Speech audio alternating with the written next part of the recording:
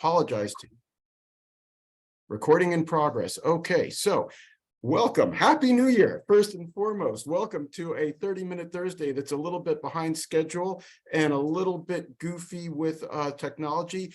If you know me in any capacity, you know that I'm analog and I am doing something brand new for 2023 and beyond. I'm learning something new every day, and guess what?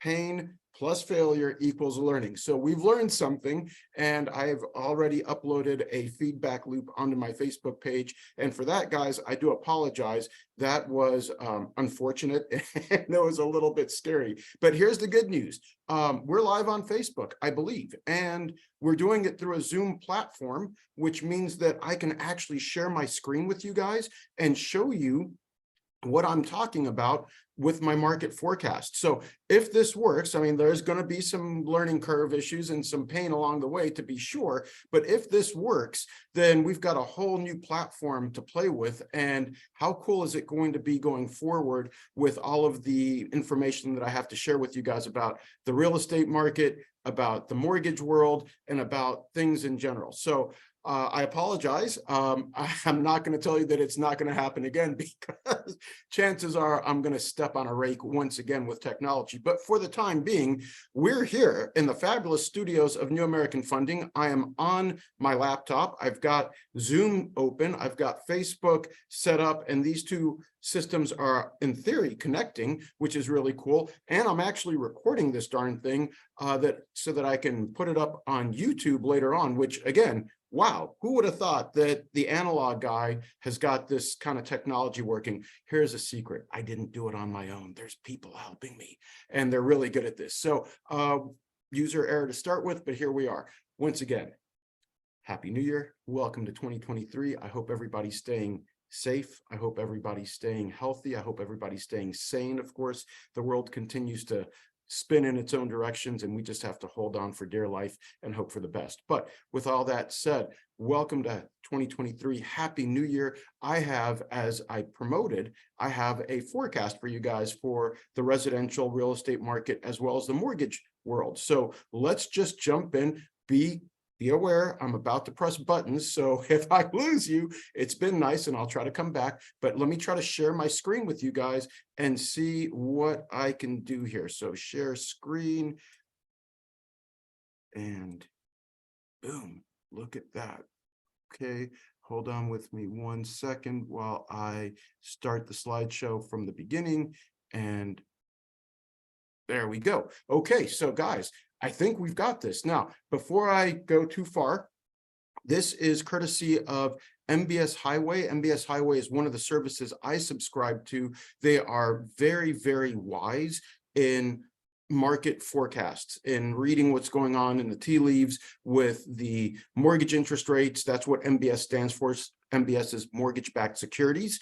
That's the financial instrument that becomes, or that comes, of the mortgage that I originate for you, for your clients, whether it's a purchase or a refi.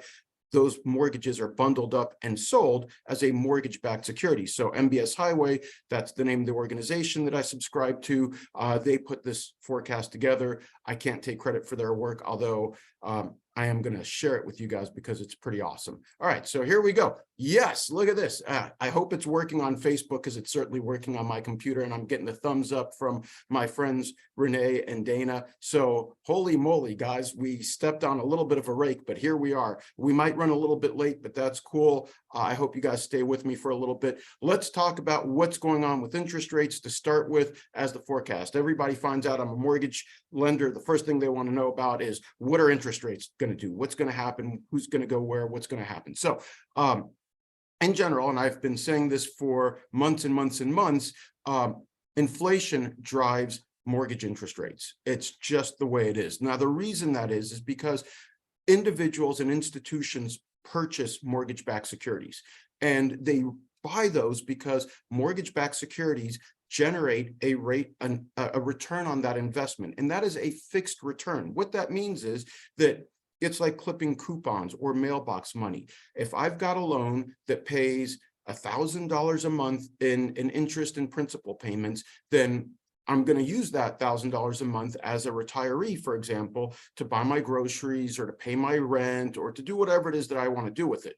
However, when the inflation rate goes up and things cost more than they did a year ago or 2 years ago, then the $1,000 a month that I was getting as a return on my investment for the mortgage that I purchased, it just doesn't buy the same amount of goods and services. So I can't go back in time and say, hey, I want more money. What I can do is say, if I'm going to buy another one of these investments, I need it to generate greater rate of return. And I need that rate of return to be a higher interest rate. And that is why interest rates went as high as they did in the beginning of this year, the end of last year. Let me take it back. The beginning of 2022 and the end of 2022. That's what I'm talking about. This year, last year. I'm still working on 2022 calendar. But look at these lines here. In the orange or orange, the pink line here, that's the consumer price index. This is one of the measures of inflation. And we're talking about the core CPI. Core CPI, we're going to get a little technical here. Core CPI strips out of the calculation the inflation for fuel like gas and for food. And the reason why is because those things cannot be controlled by monetary policy. Monetary policy is what the Fed does. They raise short-term interest rates, they lower short-term interest rates. That has an impact on what we spend for our clothes or for our vacations or for our electronic goods. It doesn't have an impact on food or fuel because, number one, I still need food or fuel. It's not a discretionary expense. Number two, the cost of it is going to be impacted by things like the weather or by OPEC, not by the Fed. So keep that in mind. But if you notice here, as the rate of inflation comes up, the mortgage interest rates go up with it. And that, it doesn't track exactly, it doesn't track day to day. This is a trend. And this other line here is the 30-year fixed rate mortgage interest rate.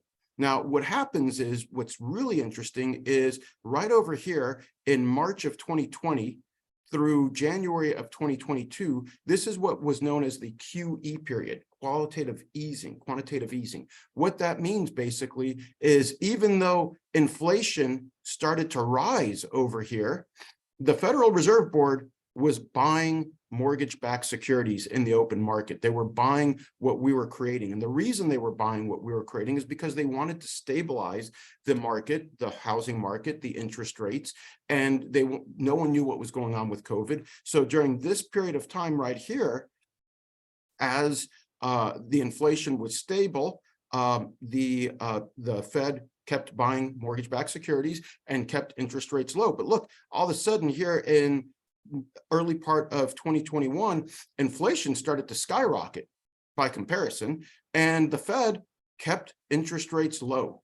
And they kept them low for a while, and then they stopped over here in January or in the latter part of last year, and all of a sudden the interest rates went up as well.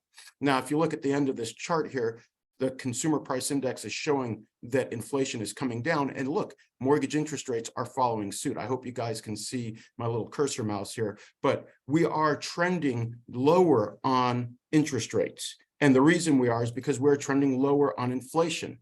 And here we go. How is inflation calculated? How is core consumer price index calculated?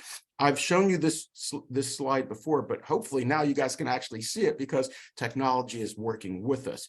What happens is, this is the most recent reading of core inflation. It was from the month of November. So we add November, October, September, August, all the way back for 12 months, right? And this is what makes up the current rate of inflation, which is 6% year over year. Now, here's what's going to happen. When we get the December number, which is going to be added to this part of the chart, that December number comes out later on this month. When we get that December number, this December number for 2021, this goes away. And we're going to replace a 0.6% monthly reading with a number that is hopefully going to be 0.2%. Guess what? That means this calculation goes from 6.0% to 5.6%, right? shows that inflation is going down. Same thing's going to happen with the January 2022 reading. When we get the reading for December or for January of, when we get the reading for December or January of 2022, this number is going to fall away. And when that number falls away, hopefully it will be replaced with a lower number. And so this cumulative score for year-over-year inflation hopefully will continue to come down. And as it does, we're going to see mortgage interest rates ideally follow suit. Now look, it's not going to happen overnight. It's not going to happen automatically. March of 2022 is a pretty low number. So, maybe it'll stay a little stagnant, but look at some of these months here, April, May, June. We're going to replace some pretty big numbers with hopefully some pretty low numbers. And as we do, we ideally will see things in the mortgage interest rates start to come down. Now, this is a really interesting chart. This talks about shelter costs. Now, again, I'm getting kind of technical, guys, so that's why I'm recording this, and hopefully you guys can see it later on, and we could talk about it if you want to call me later, and we can talk about any of these slides or all of these slides. I'm happy to do that. Shelter makes up 39% of the core CPI. So the core inflation reading is impacted 39%. I'm going to round up to 40%. That's 2/5 of the overall number is made up of what it costs for shelter. Now, what is shelter exactly? Well, shelter is basically rents and what people who own homes would be paying for rent if they didn't own their home. Doesn't include furnishing, doesn't include maintenance. It just talks about rent, basically. Let's just use that. And notice that it spiked up really high for the middle part of last year. It was up in the 18% range, and now it's trending way down. It's starting to come down, and that's cool because as it continues to come down, this number makes up 40% of the CPI number, which is the measure of inflation that the markets are looking at to figure out what interest rate should be. So as this continues to come down, it will bring inflation down even further. This happens to be a lagging indicator, though. Why is it lagging? Well, because rent is not renewed every month. Right? Rent contracts on your apartment or your rental properties or whatnot, they're renewed every 6 months, every 12 months, sometimes every 2 years. So it's going to take some time for this number to come all the way through. As you could see right now, year over year, this number is still actually going up toward the end of this past year. It hasn't caught up yet, but eventually it's going to roll over and it's going to start trending down lower like the actual rents really represent. Let me show it to you in a different way. You guys love roller coasters? I love the throw up rides. I'm not going to kid you. I love that stuff. And I want to ride right here. I want to see it. I want to see it coming, man. Woo, that's my favorite. I will ride that ride all day long. But here's the thing. This is the shelter cost is the same way. When we go on that first hill of that roller coaster, you're climbing up and climbing up and climbing up, and you're getting all that knots in your stomach and like, ooh, this is going to be scary. I can't wait. Well, as you crest that hill, part of that roller coaster, the front of the car is actually on the way down. The back of the train hasn't even hit the top yet. That's kind of where we are with the shelter costs and what I mean by lagging. So by later on in 2023, the middle part of this year, the back row here, or the back cart, the caboose, is also going to have crested, and all of those rents will have been recalculated, and we will see shelter costs come down significantly. And as a result of that, we will see the consumer price index come down, we'll see inflation come down, and we're going to see mortgage interest rates come down along with that. And that is really exciting stuff. So we're very optimistic about what can happen and what will happen in the coming months and deeper into 2023. So here's the thing. Everything has already started to come down in cost, except for the shelter costs. And that makes up 40%, 2/5 of what we're talking about. So rents are decelerating, but we're still not capturing that in the consumer price index calculations, although we will start to do that in the coming months. So there's some things to look forward to. Okay, let's talk about this here. This is a little bit deep in the weeds. I can spend an entire conversation about this chart, but I'm not going to. I'm going to just tell you that over the last 35 years, the 10-year Treasury note, which is represented in this blue line, this bottom line, and the 30-year fixed rate mortgage interest rates have trended very, very similarly. The 10-year Treasury goes down, the 30-year fixed rate goes down. The 10-year Treasury goes up, the 30-year fixed rate goes up. It's not day by day, it's not point for point, it's a trend. So take this with a grain of salt. But the normal spread or difference between the rate on the 10-year Treasury and the rate on the 30-year fixed rate mortgage is between 1.75% and 2%. So if the 10-year Treasury is at 3%, then the 30-year fixed rate is at 4.75 or 5%. Except now, right now, we've got a spread that's greater than 3%. That spread will come down in time.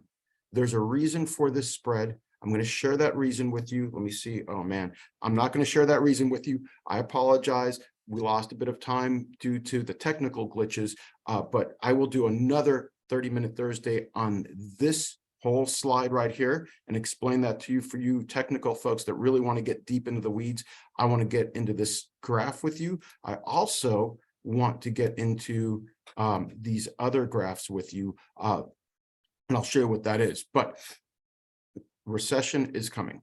That is part of the forecast for 2023. We may already be in a recession. The thing about recessions and exiting recessions and entering recessions is that we don't really know until we're already through it. And then these government agencies and economic bodies look in the rearview mirror and say, oh yeah, back then that was a recession we were in. So we won't technically officially know until after the fact. But here's the thing, we are, in my opinion, either in a recession or heading toward one.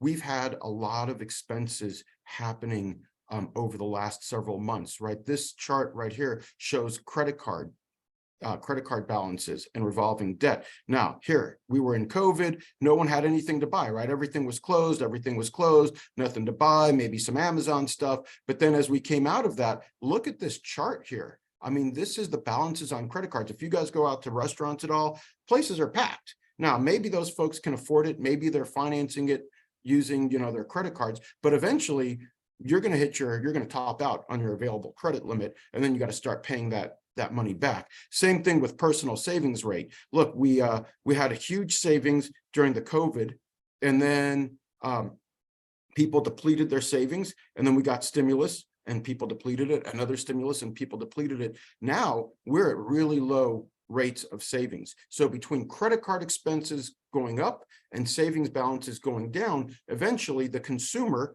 which makes up about 2/3 of all money spent in this economy, they're going to run out of steam. And when they do, we will fall into a recession. How deep and how long, it's hard to say. But here's the good news. Recession is actually good for mortgage interest rates. Why? Because recessions are not inflationary. Remember, it's all about inflation. When we talk about bonds, when we talk about mortgages, when we talk about all of these fixed return investments, inflation is the bugaboo. And so when there's no inflation, those interest rates can come way down on future financial instruments that we're going to create. And that's going to create a great opportunity for all of us to either refinance mortgages that we're doing right now, or to buy homes in the future at lower interest rates. And we'll talk about that in just a moment. One more thing about the recession that's coming. I don't know if you guys have heard this discussed in the media. The yield curve is inverted. What does that mean exactly? It sounds horrific. What it means basically is that bonds, government bonds that are going to expire in 3 months, for example, in this example, in 3 months versus over 10 years, the ones that expire in 3 months are paying a higher interest rate than the ones that are expiring in 10 years. And that is not normal. Typically, if I was going to make a short-term loan which is what a bond represents, it's debt. If I was going to loan you money for a month, you're good for it in a month. I don't need to collect that much interest from you. But if I'm going to make you a loan for 5 years, well, I'm going to tie my money up in whatever your project is. I expect to get interest on that money. And I expect the longer my money is tied up with you, the more interest I expect to get. Well, the flip side is also true. The less time I give my money to you, the less interest I need to charge you. But right now, this yield curve is inverted, meaning that people who give up 3 months worth of debt are getting better interest rates than people that are investing for 10 years. And what that has always signified is a recession. When the yield curve inverts like this, there's going to be a recession. So plan on it. It's coming. All right. Here's the residential real estate side of things. Household formations is what drives residential real estate demand. What is a household formation? Let's imagine for a moment that you guys have kids and they are out of college now. They're 22, 23, 24 years old, whatever, and they're still living at home. At some point, they're going to be ready to move out, right? They're going to move out of their dorm. They're going to move out of your basement. They're going to move out of whatever, and they're going to need to buy a home or rent a home. That's a household formation. When people decide to marry and move in together, that is a household formation. And this chart shows through January of 2022 and through September of 2022. So this is a pretty tight range of time, but look, our household formations has been, somewhere above 1.5 million and into the 1.75 million range, right up until those interest rates started to really go up, and then it plummeted. And now we're at 1.3 million on average for the household formations. But that doesn't mean that these people have gone away. That doesn't mean that they want to live in their parents' basement for the rest of their lives. That just means that there's pent-up demand in this market. And as soon as the interest rates start to show a sign of decreasing, all of these people that should be out here buying houses, somewhere between 1.5 and 1.75 million households, they're going to come out of the woodworks in a major way. And as a result of that, we're going to see what we saw in 2020 and 2021, escalation clauses, multiple bids. We're going to see people waiving their inspection contingencies. We're going to see the same, in my opinion, the same demand as we saw a couple of years ago. Why are we going to see that same demand? Because housing supply is still really, really low. Let me show you what housing looks like right now. We've got about 1.5 million units of homes, single family homes, that are completed as of this year. We have about 100,000 homes every year that get destroyed just because they're too old, they're run down, they need to be torn down and rebuilt on that lot, and so on and so forth. Infill, if you want to call that. So right now, we've got a supply, let's say, of 1.4 million homes and household formations of 1.3 million homes. So we are below that $1.4 million mark, and that's great. But guess what? Builders aren't building right now. And the reason they're not is because they learned what happened in 06 and 07 that led to 08 and 09. They know what could happen if they overbuild. So they're hanging out. They're waiting to see what happens. And as a result of that, they're not bringing a lot of new supply to the market. But guess what? When we get back to that 1.5 million or 1.75 million demand, those people are still out there. Remember, it's just pent up demand. When we get to 1.5 or 1.75 million household formations, and we've got 1.4 million total new supply, you see the imbalance there. There's going to be a whole lot more buyers than there's going to be people selling or new homes available. As a result of that, prices are going to go up again. So, demand is going to go up again. Escalation clauses, bidding wars, waiving of your inspection, so on and so forth. So I've said it before, and I'm going to say it again, and I continue to repeat it. We have about a 6 to 12 or 14 month window when the buyer can dictate some terms to the seller. After that, when these interest rates come back down, you folks sitting on the sidelines, you're going to be surprised to see how many other people are rushing to come back into this market. And we're going to see the same, I think, the same sort of competition that we saw previously. So prepare for that. Now, I know that some people are saying, hey, Housing prices are going to crash. I can't wait for the crash, so on and so forth. Let me show you this chart. This is really interesting. Over the last 10 years, this is national, guys. So in the Seattle market, we've probably experienced an even greater appreciation. But over the last 10 years, nationwide, home values are up 115%. 115%. Of this 115%, 40% of that happened in the last 2 years. So we've seen massive, massive amounts of appreciation. Now we're looking at appreciation down 2.5%, but it's down 2.5% from being up 40% over the last 2 years. So are we really talking about a crash, or are we talking about people just taking a breath and not going crazy with their offers? Now, soon enough, they're going to go crazy with their offers because they're going to want homes. Interest rates are going to start with a 5 or maybe even a 4. And guess what, man? It's going to be elbows and eye gouges to try to get into those open houses and try to write offers. And I teach Krav Maga. I can teach you how to throw good elbows. I can teach you how to eye gouge, but I'd rather you buy your home now without having to do that. And then we can refinance it later when interest rates come down. All right, more slides. I'm not going to do the affordability stuff right now because it's really heavy on the math, but I promise that I'm going to do an affordability. There's a lot of slides here. I promise that I'm going to do an affordability webcast, 30-minute Thursday.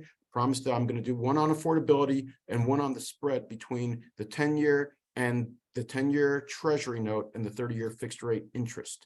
I think those two things are really cool, but I don't want to overwhelm you. And I think that I'm already done that between my my technical challenges and now all these slides. So let's talk about the forecast for 2023. We are expecting lower inflation.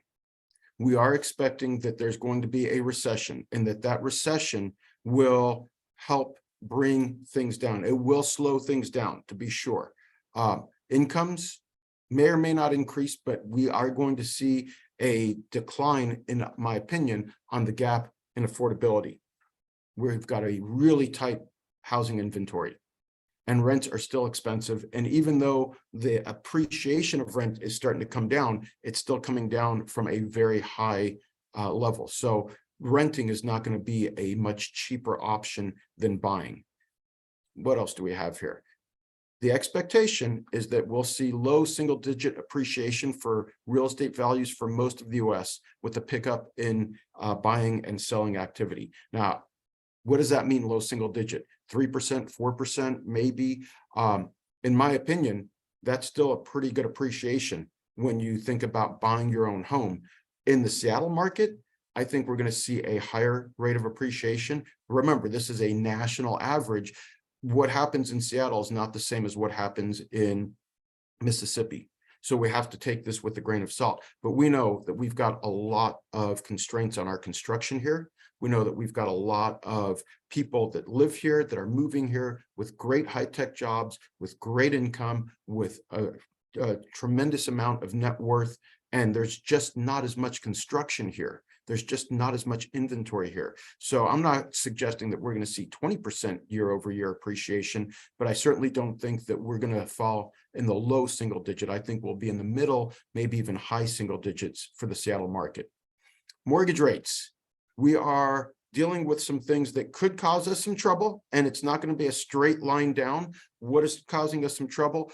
Global quantitative tightening. What does that mean, basically? It means that these other countries, whether it's Japan, whether it's Europe, whether it's China, whether it's the United States, they are increasing their short-term interest rates. The Federal Reserve keeps raising rates. They're trying to pull some of the money out of the economy.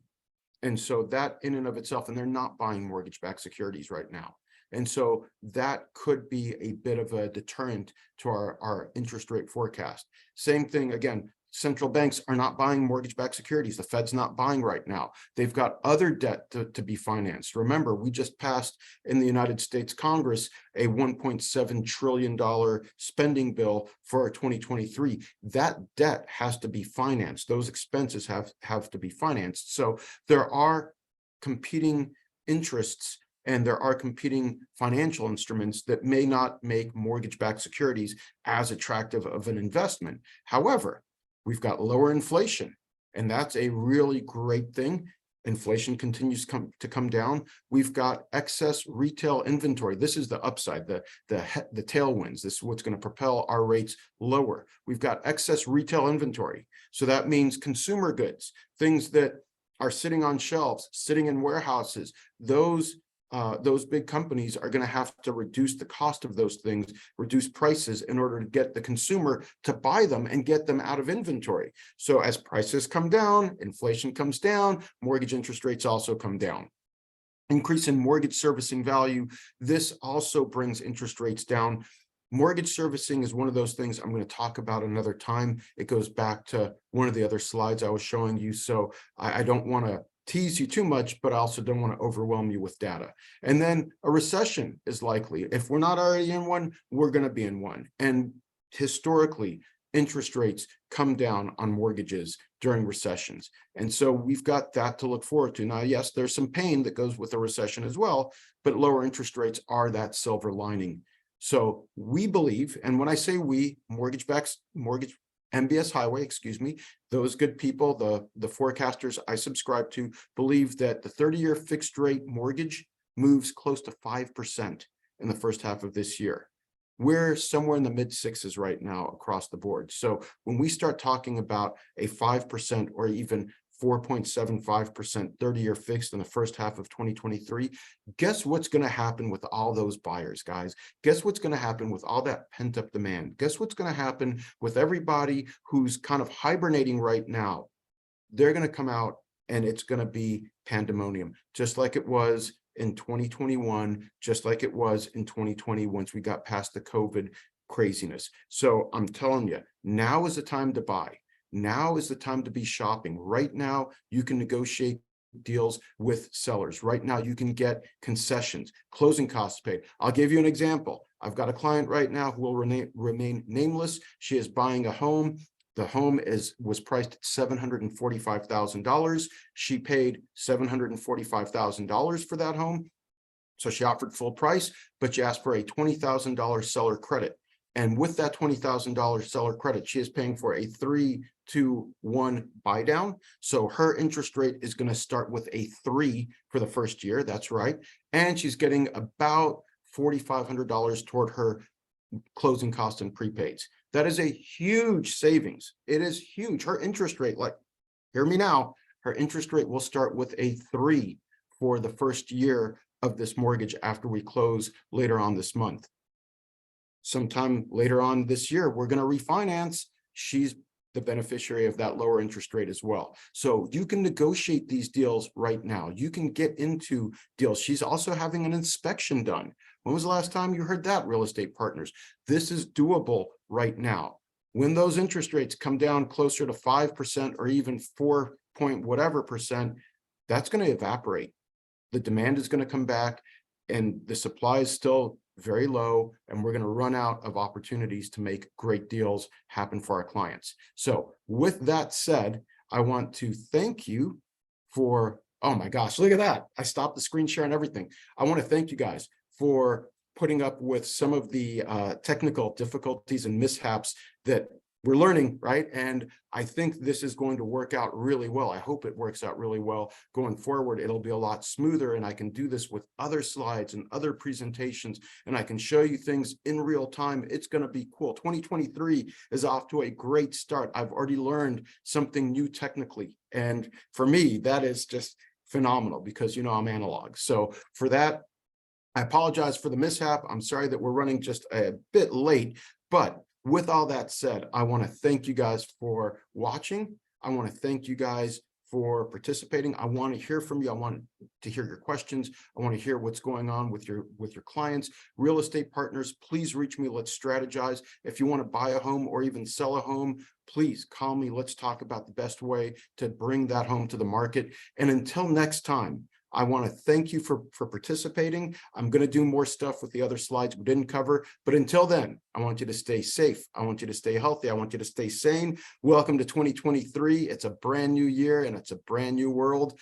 So happy to have you guys here. I look forward to seeing you next week. Thank you so much.